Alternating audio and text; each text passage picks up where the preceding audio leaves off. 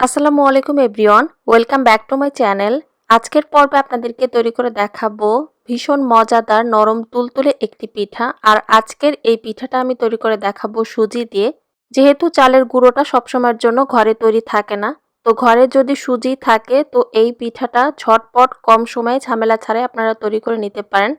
পিঠাটা অনেক বেশি নরম এবং তুলতুলে হয়ে থাকে, তো খেতে অনেক বেশি কিন্তু মজার হয়। এই পিঠাটা শুধু শীতকালে নয়, বিকেলের নাস্তাতেও কিন্তু আপনারা চাইলে এই পিঠাটা তৈরি করে নিতে পারেন। আশা করছি সুজি দিয়ে তৈরি করা রসমালাই পিঠার আজকের এই রেসিপিটা আপনাদের কাছে ভালো লাগবে। তো পিঠার জন্য এখানে প্রথমে আমি মালাইটা তৈরি করে নিয়েছি। মালাই তৈরি করার আগে এখানে একটা ক্যারামেল তৈরি করে নিব। ক্যারামেল তৈরি করে নেওয়ার জন্য একটা প্যানে দিয়ে দিলাম 1/4 কাপ চিনি। চিনিটা দিয়ে দেওয়ার পর চুলার আঁচটা মিডিয়াম থেকে সামান্য পরিমাণ কমিয়ে এখন এই চিনিটা গলে যাওয়া পর্যন্ত অপেক্ষা করতে হবে, অর্থাৎ যখন খুব সুন্দর একটা ক্যারামেলের কালার চলে আসবে, তো সেই পর্যায়ে আমি দিয়ে দিব এখানে তরল দুধ। আর ক্যারামেলের কালারটা এখানে আরও একটু ডিপ করে তৈরি করে নিতে হবে, কারণ ক্যারামেলের কালারটা একটু ডিপ হলে দেখা যাবে যে মালাইটা তৈরি হওয়ার পর খুব সুন্দর একটা কালার চলে আসবে। ক্যারামেলটা এখানে তৈরি করতে কিন্তু চুলার আঁচটা হাই হিটে রাখতে হবে না, অর্থাৎ চুলার আঁচটা মিডিয়াম বা মিডিয়াম লোতে রেখে এখানে ক্যারামেলটা তৈরি করে নিলেই হবে। এখন দিয়ে দিচ্ছি 2 কাপ তরল দুধ। তরল দুধটা দিয়ে দেওয়ার পর একটু নেড়েচেড়ে মিশিয়ে নিচ্ছি। আর এই পর্যায়ে কিন্তু ক্যারামেলটা শক্ত হয়ে যাবে, তো এতে করে ঘাবড়ানোর কিছুই নেই, কারণ তরল দুধটা যখন গরম হয়ে যাবে আস্তে আস্তে করে ক্যারামেলটা গলতে শুরু করবে।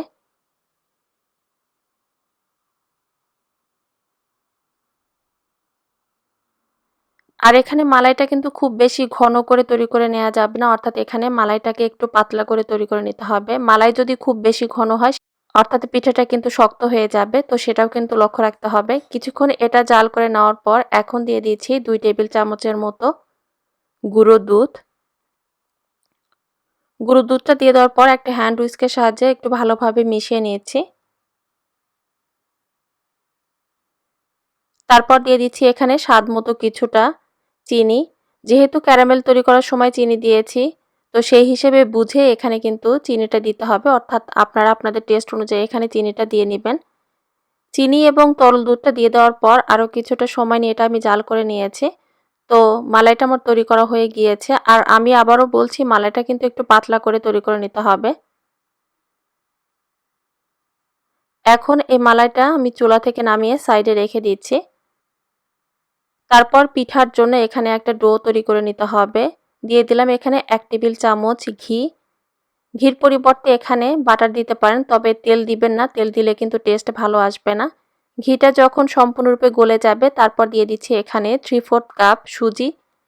সুজিটা দিয়ে দেওয়ার পর চুলার আঁচটা লো থেকে সামান্য পরিমাণ বাড়িয়ে 3 থেকে 4 মিনিটের মতো সময় নিয়ে অনবরত নেড়েচেড়ে এখানে সুজিটাকে হালকাভাবে ভেজে নিতে হবে।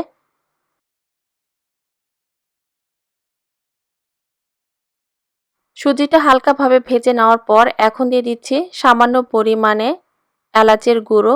খুব সুন্দর একটা ফ্লেভারের জন্য এখানে এলাচের গুঁড়োটা দিয়েছি। তারপর দিয়ে দিলাম এখানে 2 টেবিল চামচ চিনি।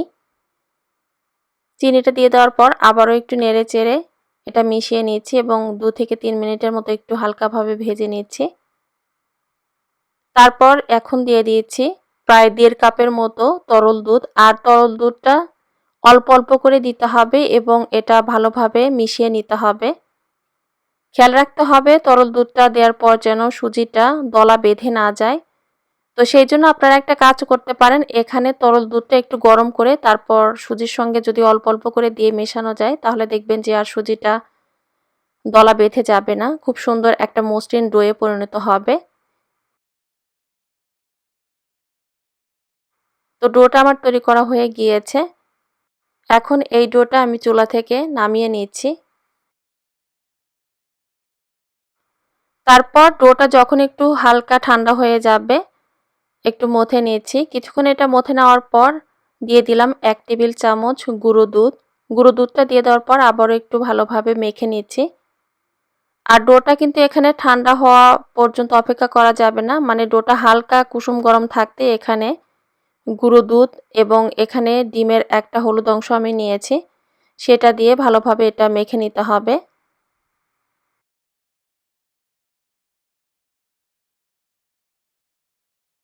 তো ডোটা এখানে ভালোভাবে মেখে নেওয়ার পর এখন ছোট ছোট ভাগে এটা আমি ভাগ করে নিয়েছি। প্রত্যেকটা পিঠার সাইজ যেন এখানে একই রকম হয় সেজন্য ডোটা দিয়ে আমি ছোট ছোট ভাগে ভাগ করে লেচি কেটে নিয়েছি। তারপর এখন একটা পিঠা আমি তৈরি করে নিয়েছি।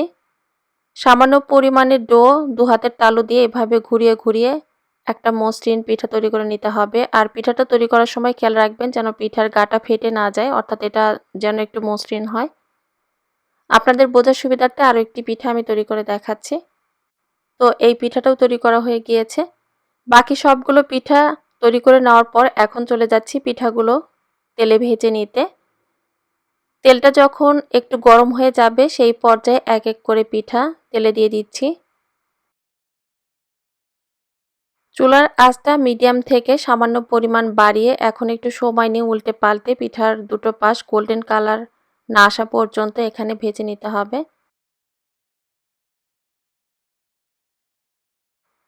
একটা পাশ হয়ে যাওয়ার পর এখন পিঠাগুলো আমি উল্টিয়ে দিলাম। কিছুক্ষণ এটা ভেজে নেওয়ার পর দেখবেন যে পিঠাটা ফুলে তেলের উপরে ভেসে উঠবে। আর পিঠাটা কিন্তু এখানে একটু সময় নিয়ে ভেজে নিতে হবে, অর্থাৎ খেয়াল রাখবেন যেন পিঠার ভেতর পর্যন্ত ভালোভাবে কুক হয়। যখন দেখবেন যে পিঠাটা ভাজার একটা পর্যায়ে এটা সম্পূর্ণরূপে তেলের উপরে ভেসে উঠেছে, তো সেই পর্যায়ে বুঝতে হবে যে পিঠার ভেতর পর্যন্ত ভালোভাবে কুক হয়েছে। তো পিঠাটা আমার ভাজা হয়ে গিয়েছে এবং খুব সুন্দর একটা কালারও চলে এসেছে। এখন তেল ঝরিয়ে নিয়ে এটা আমি রেখে দিচ্ছি।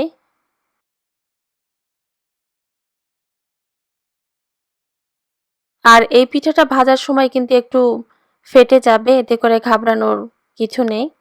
বাকি যে পিঠাগুলো ছিল সেগুলো এখন একই রকম ভাবে আমি ভেজে নিচ্ছি।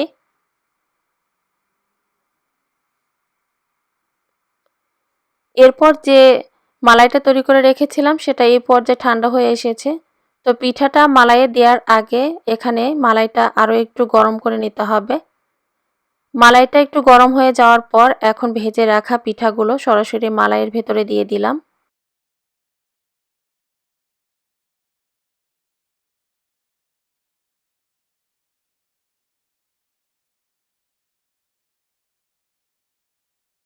সবগুলো পিঠা মালাইয়ে দিয়ে দেওয়ার পর একটু নেড়েচেড়ে মিশিয়ে নিচ্ছি।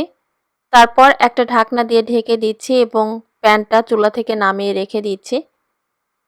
ঢাকনা দিয়ে ঢেকে এখন এই পিঠাটা মালাইয়ের ভেতরে রেখে দিতে হবে। 1.5 থেকে 2 ঘন্টার মতো এখানে আমি রেখেছি, কারণ আমার হাতে খুব বেশি সময় ছিল না জন্য এটা আমি 1.5 থেকে 2 ঘন্টার মতো রেখেছি। আপনার হাতে যদি সময় থাকে তাহলে চেষ্টা করবেন 3 থেকে 4 ঘন্টার মতো এটা মালাইয়ের ভিতরে রাখতে। কারণ যত সময়ের জন্য এটা মালাইয়ের ভিতরে রাখবেন তত বেশি মালাইটা টেনে পিঠাগুলো রসে টইটুম্বর হয়ে থাকবে, অর্থাৎ অনেক বেশি তুলতুলে হবে পিঠাটা। এরপর একটা সার্ভিং প্লেটে পিঠাগুলো আমি সার্ভ করেছি। ওপর দিয়ে কিছুটা মালাই দিয়ে দিচ্ছি। মালাইটা এখানে তৈরি করার আগে ক্যারামেলটা তৈরি করে নেওয়ার কারণে কিন্তু খুব সুন্দর একটা কালারও চলে আসবে এবং খাওয়ার সময় দেখবেন যে ক্যারামেলের একটা খুব সুন্দর ফ্লেভারও পাবেন। ওপর দিয়ে আমি কিছু বাদাম কুচি দিয়ে এটা একটু সাজিয়ে নিয়েছি। পিঠার ভেতরটা কেমন হয়েছে সেটাও আমি আপনাদেরকে বোঝার সুবিধার্থে একটা পিঠা কেটে দেখাচ্ছি।